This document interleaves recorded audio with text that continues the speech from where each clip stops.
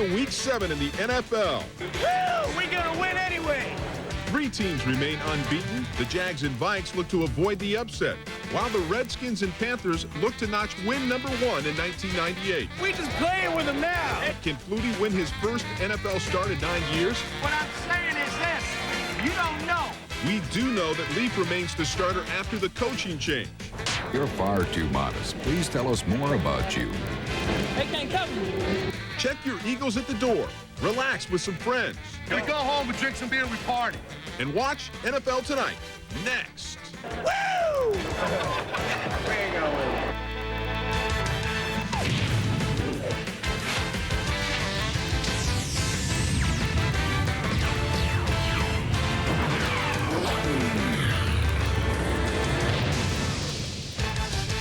Hello, everybody, and welcome to this late Saturday night edition of NFL Tonight. Mark Malone along with Merrill Hodges. We're less than 24 hours away from kickoff of Week 7 in the National Football League. And you will be looking for what? A couple of things. There's some injuries going on right now. And if you realize as young players, rookies have already played basically a college season at this point. So the season now they're getting to see just how long it is. Injuries certainly a factor. Andrea Kramer will be along a little bit later to talk about the mental effects of trying to recover from such.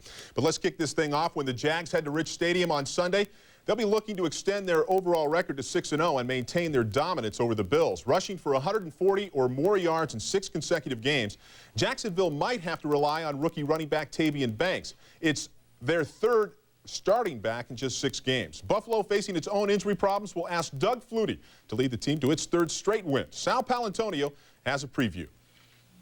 Doug Flutie, who turns 36 next Saturday, will make his first NFL start in 9 years, the longest stretch between starts of any quarterback in league history. I look at this as bonus time for me. I had a great career up in Canada. I've done everything up there that I could do. Now I'm just having fun. The Bills are beginning to have fun, too. After losing 3 straight, Buffalo has put together back-to-back wins and now faces its sternest test of the season, the 5-0 Jaguars. Even though it's been a long time between starts, Flutie says he's feeling no added pressure. I've played in Grey Cups where we had, or playoff games where we needed a last-second drive to go win it, where, you know, you've been in those pressure situations, played in championship games and all those things.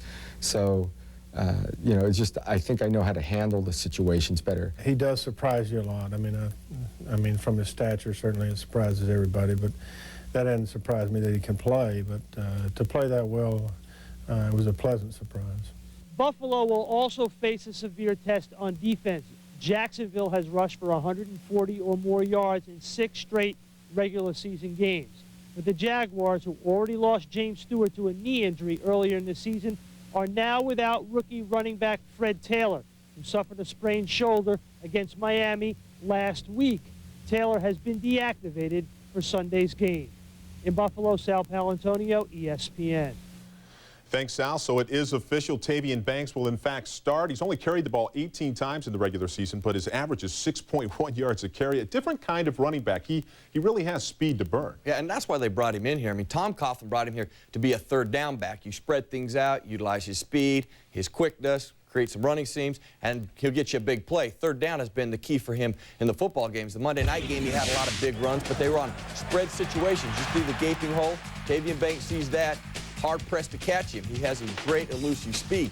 The thing I did watch for him, though, in the Monday night game, after Fred Taylor did go out, 1st and 2nd down, defense becomes tighter. Those seams aren't there. And you can see his inexperience. He got a little hesitant. He didn't make some cutbacks, which normally he would. Well, having that experience on the Monday night game will help him in this football game. When he sees those cutbacks, I think he'll react instinctively and be able to get back there. And when he gets to see him, he can get you some big plays. Another guy that'll get you some big plays, if you give him a seam, Bruce Smith and that Buffalo Bill pass rush. And it's interesting because probably one of the best matchups to watch when you look at Tony Pacelli, arguably the best offensive tackle in the league, against Bruce Smith. Yeah, I mean, you look at these 2 guys. If you've ever been to West Yellowstone, I got a chance to watch 2 Grizzlies go at it. Well, on Sunday, you can see the very same thing. I mean, these 2 guys go out. Now, the last couple years, Pacelli has had the upper hand in this matchup. You see why. Pacelli is just so big and strong. Technique-wise, he is sound. He gets Bruce Smith around the corner, then he gets on him physically.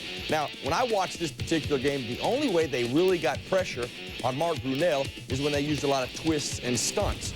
Now, spot shadow, Bruce Smith, Phil Hansen. To snap the ball, Bruce Smith will come upfield. Once he comes upfield, Phil Hansen will jump inside, get inside technique on Baselli. Well, now, too late for Baselli to block Phil Hansen because he got inside leverage. Now Phil Hansen can cut him off the block, get pressure on Brunell, causes a bad throw. Those are things that they were able to do in the game. When they went one-on-one, Baselli had the better hand of Bruce Smith. When they used those games, they were allowed to get some pressure. And they will have to get pressure on Brunell, and they will have to keep him in the pocket, because we saw in the Monday night game, when he gets outside that pocket, oh boy, look out. Oh boy, absolutely. One of his weapons, Jimmy Smith, a game-time decision. He's been bothered by a hamstring. As for Troy Aikman, it's been his shoulder. However, quarterback Jason Garrett has posted a 3-1 record in his absence, leading the Dallas Cowboys to a one-game lead in the NFC East. With more on this and other games, it's time now for our NFL Tonight whip-around. Steve Levy gets us started in the Windy City. Mark, say what you will about the NFC East, and you probably already have, but the Dallas Cowboys are saying, hey, we're in first place in our division. And they've done it with a simple 1-2-3 formula. Emmitt Smith, the top-rated running back in the NFC. Michael Irvin is the second leading receiver in the NFC. And the third leading passer in the conference, that's Jason Garrett. He's ahead of even Brett Favre. As far as Chicago, areas they look to improve on, cutting down in turnovers. They have 20 of them already. That leads the NFL. They haven't scored a single point all season in the third quarter. And to help both those areas, they will abandon their rotation at running back. Instead of Curtis Enis, you'll see an awful lot more of Edgar Bennett.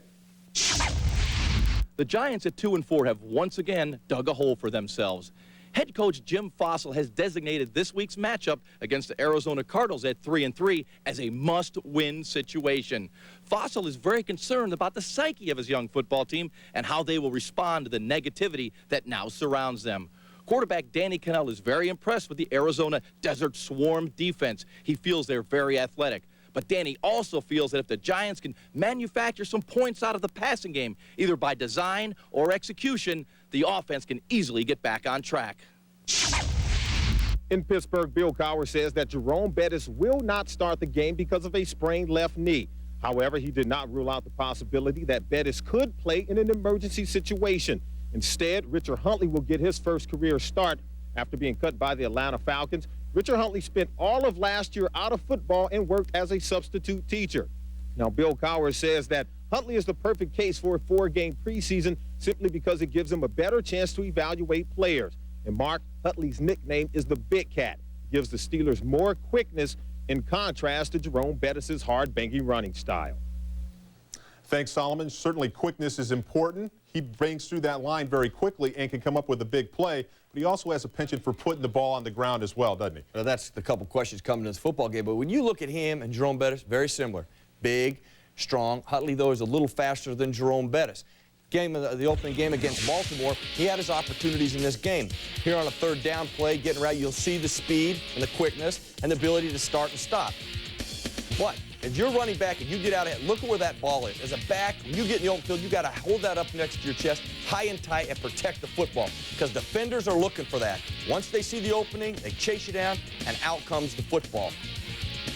Richard Huntley has had a couple fumbles. He had a fumble last week, and when defenders see you do that, they hit you harder, they hit you often, and they go after that football. And the thing that Jerome Bettis has done for this football team, week in and week out, 25, 30 carries a game. His first carry, he runs as hard as he does on his 30th carry. It will be key for Richard Huntley on his 30th carry to be able to run like Jerome Bettis, the bus, because even though he's the big cat, I mean, the real test is when it's 25 carries and that 25th, are you able to keep pounding it? And Pittsburgh is 39-2 under Bill Cowher when they run the ball 35 times or more, so they will try to run it. One of the things that happened in Week 1, this is a rematch from a Week 1 contest, 8-man in the box. Baltimore had a ton of people up there. You expect that again? Very important. When you're in the Steeler division, you know this. You had better stop the run if you have any chance in stopping the Steelers and having a chance to win the football game. First, at the right of your screen, you'll see Kim Herring, spot shadow, the safety, coming in as the 8th man. Stop the run. You also have to have penetration. Jamie Sharper, the other highlight guy, they get the penetration, and that allows Ken Herring to make the play.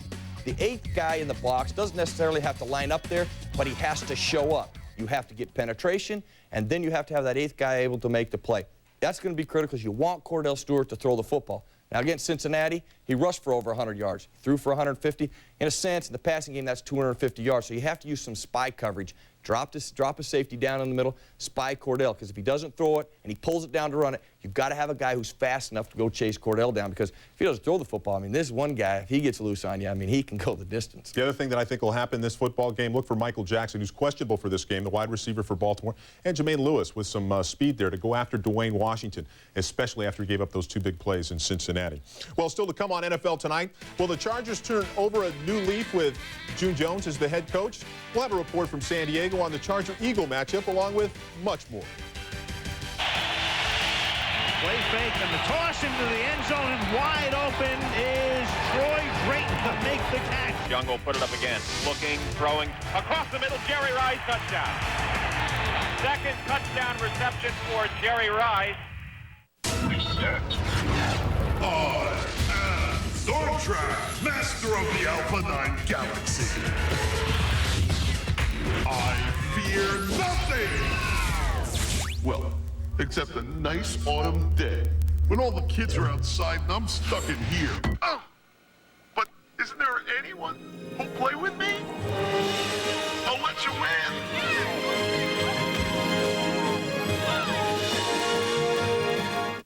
I did a great deal of research on the automobile. I looked at the Honda Civic, Ford Probe. I always came back to Hyundai. It's a great car.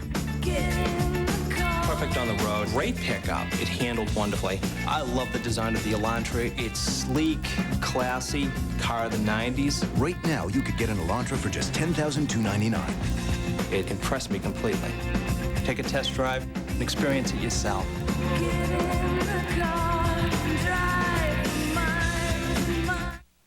These jeans have been constructed out of cotton that was purposely mistreated to make it hard. We've rolled it between slabs of pig iron to make it rough and unyielding to the touch. We dyed it dark as anything made out of dirt can be dyed. All with utter disregard for your dainty, petal-soft skin. Levi's hard jeans. You're welcome.